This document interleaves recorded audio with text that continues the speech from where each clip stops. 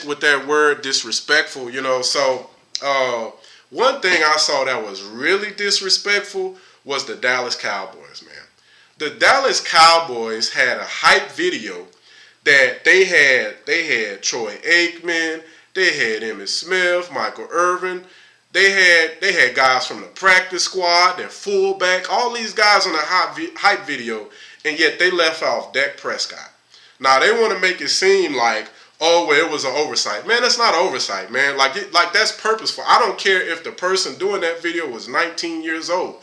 Even at 19, I think I was smart enough to know you don't leave out your starting quarterback, even if he's a below average quarterback.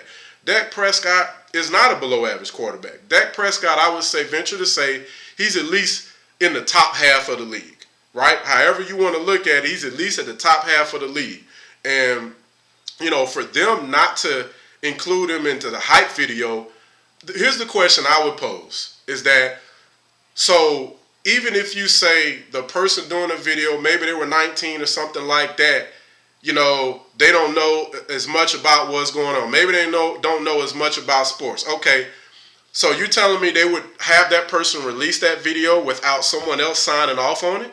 There has to be someone who in upper management that has to review this and make sure it's okay so that you can release that information. I don't care what anybody says, and that's a bad look. It's disrespectful to Dak Prescott.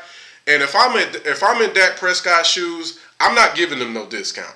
They've had a discount for the first few years of his league. He was a 4th-round draft pick.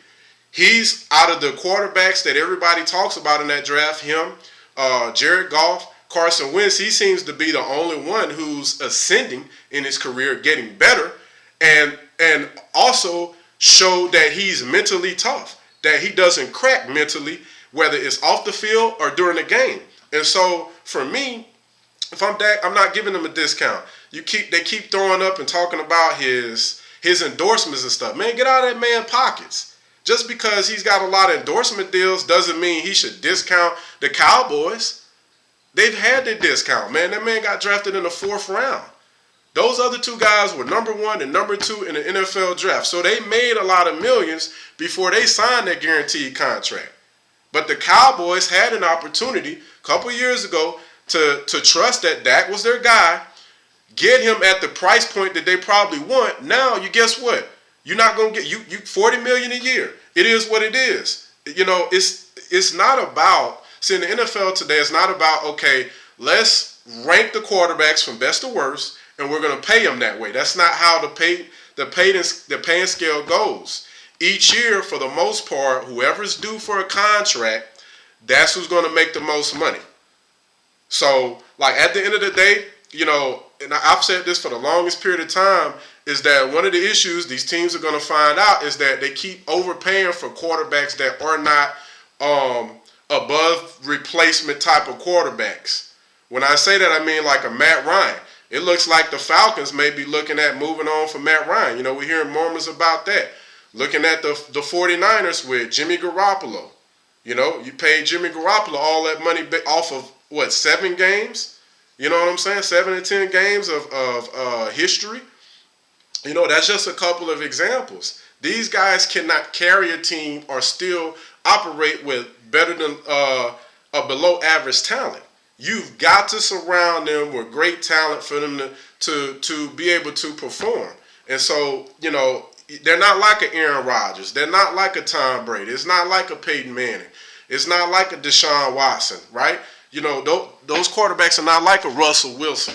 So, that stuff is going to come back to bite you. But Dallas, you paid Zeke Elliott, which in the NFL that seems to devalue the running back. And the running back position, they paid him, his contract is a $90 million contract. And more power to Zeke.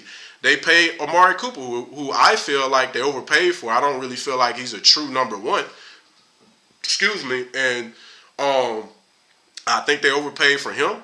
They paid DeMarcus Lawrence. Hey, that's your best pass rusher. They paid him a big contract. They even paid Jalen Smith this past year. But the one guy they won't pay is Dak Prescott. So, it's going to be interesting to see what's going on, what's going to happen with the Cowboys. But I wouldn't be surprised if Dak has played his last days in Dallas, man, whether they franchise him and trade him or whatever the case may be, because they can technically give him another franchise tag. He don't have to sign it, but but it's gonna be interesting to see what happens moving forward, man. If they're not careful, and they don't handle the situation properly. Let's just say, for instance, they feel like they're better off with Dak. Let's say Dak goes to the Carolina Panthers.